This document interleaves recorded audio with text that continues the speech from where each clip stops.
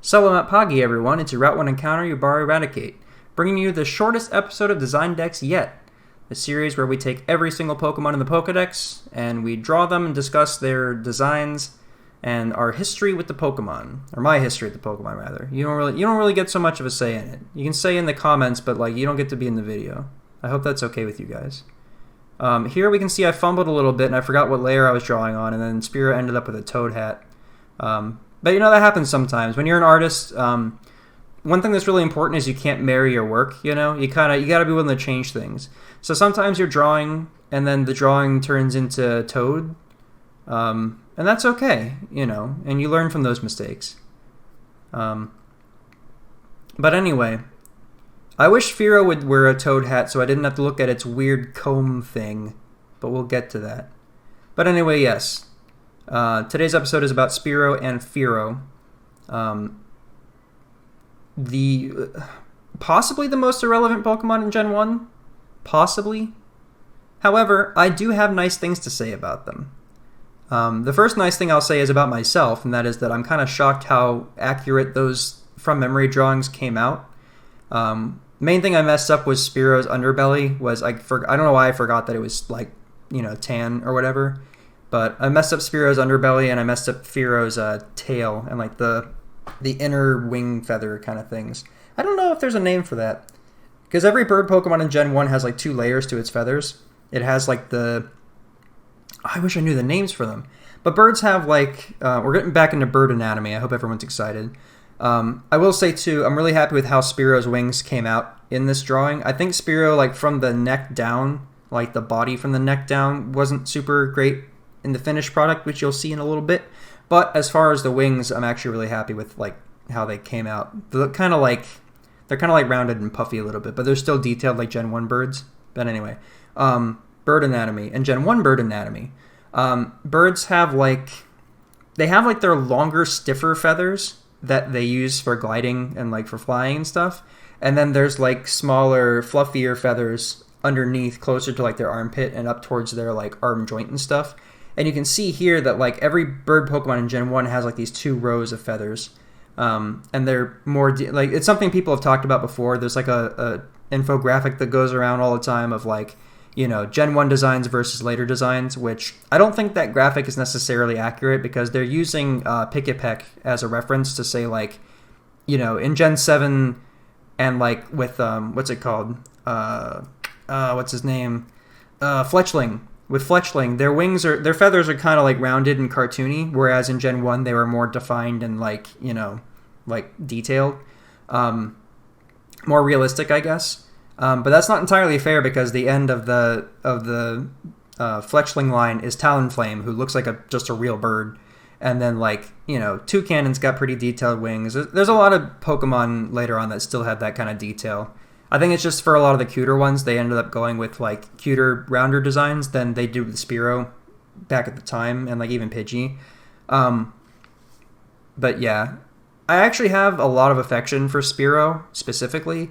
I had a toy of Spearow when I was a kid that it was from Burger King or something. I don't know where it came from exactly, but it was a little plushie of Spearow that I think it might have had a little beanbag belly because a lot of toys had that. But it had a weird foil tail, which is why I think I fucked up the tail color in the from memory drawing, is because I think this toy I think his wings and tail were pink. Because it had foil underneath the tail and underneath the wings.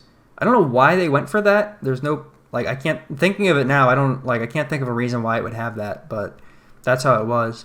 But it was at the time, it was the Pokemon toy I had that was closest to life size, I guess. So I kind of grew fond of it. And then from there on, I just kind of I don't know, I just kind of find Spearow cute. I like it better than Pidgey, but obviously Fearow is not Fearow ain't no Pidgeot, I'll put it that. This was something I messed up on or I don't know if I did mess up on it, because Spearow is one of the rare Pokemon in Gen 1 that has consistent toes between iterations, so good on you, Spearow, for keeping your toes in line. Spearow has always had 2 toes. Its sprite in Pokemon Yellow looks like it has 3 toes, but upon further inspection, I think it's still just 2 with the what's that thing we found? The hallux, I think it's called, the back toe. But Spearow's always had 2 toes. But the weird thing about it is that this black feathery stuff on its back, the black feathery stuff being, I think, black feathers? I think. The black feathers on its back, where they start and end is sort of, seems kind of inconsistent depending on who's drawing it. Because in the artwork up there, it shows it where he's kind of got it like a vest, where it looks like it goes over where his armpits would be. But, and then in the anime screenshots I saw, because I looked into it a little bit, in the anime screenshots, yeah, it's like there's that black line, like where its body is like cut in half, where it's like black on top and tan on bottom. And then the wing starts on the black part. But then I'm seeing, like, I turned on Pokemon Ultra Moon a little bit ago, and the first Pokemon I ran into in the wild was a Fearow, and I caught it and added it to my Pokedex, and then I saw Spearow's art right next to it, and it's the tan from its chest is connected to the tan of its feather, to its wing, and I was like, oh, I fucked that up, but, yeah, it's whatever. This whole drawing ended up kind of off-model a little bit. Haven't had an off-model design discussion in a little bit, but even Fearow here, Fearow's tail feathers I fucked up, where I put, what is that, seven tail feathers, whereas Fearow only actually has 4 tail feathers. But again, that was one of those things where I was like, it kind of looks better like this to me, so I just left it, because I realized after I was done with the whole thing, I'm like, I'm not going to remove tail feathers.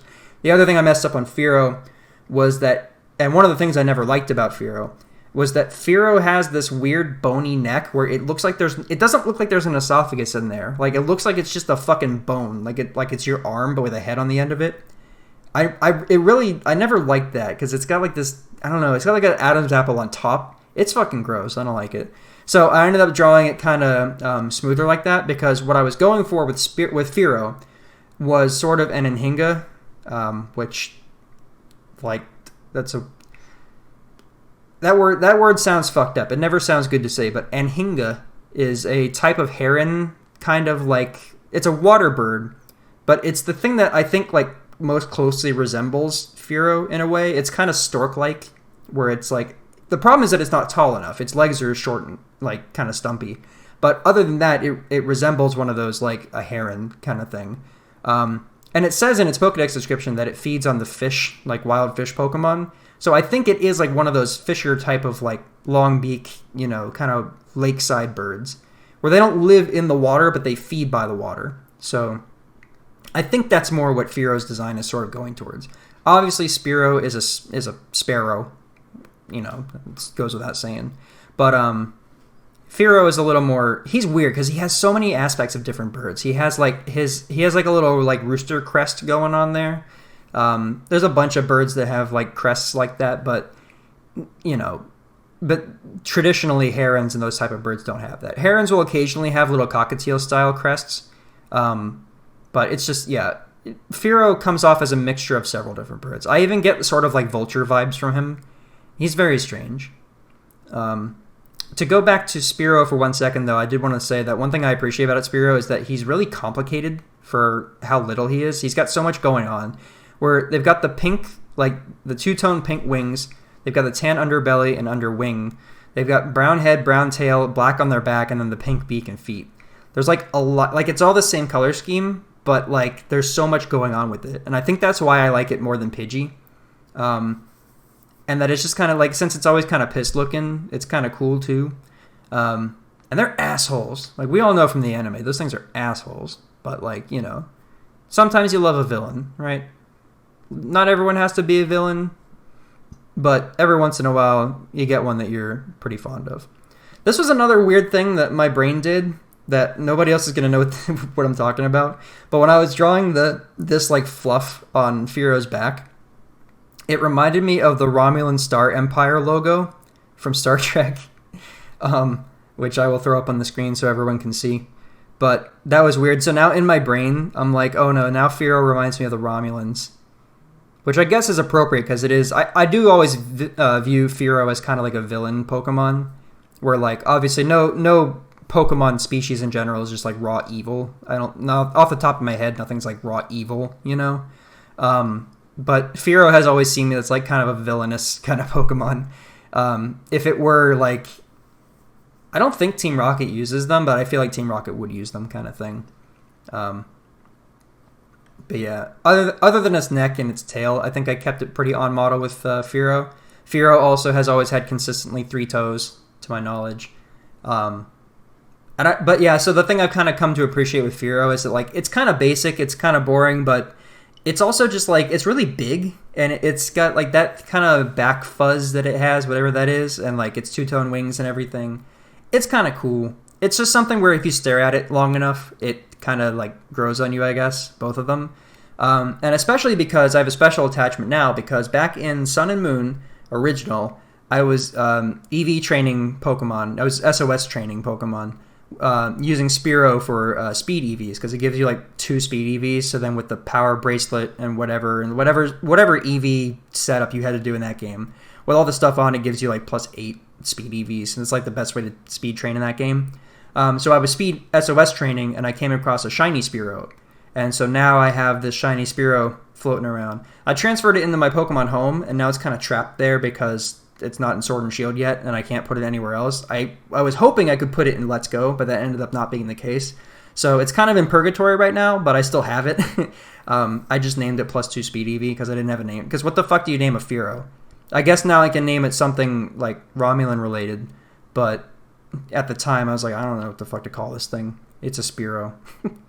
But Spearow is also responsible for my favorite panel in the manga that I'm aware of right now. I still gotta get back to reading that, but my favorite panel so far is something you've probably seen of Poliwhirl getting impaled by a Fearow doing a drill peck or whatever, and it's just like, and it just like drills right through his stomach. So that's kind of funny. Avoiding vital organs, of course, like a true villain would. But anyway, that's the Spearow and Fearow line. I think that's all I got to say about those two. I like them. I'm not gonna recommend them to anybody like I did with Pidgeot, because they're bad. They're bad, but but they're good designs, I think. As unnecessary as they may be for Gen 1 with all the other bird Pokemon around. But still, this is the most backhanded compliment I've ever given a Pokemon, but it is what it is. So, but thank you guys for watching, and I will see you next time. Goodbye.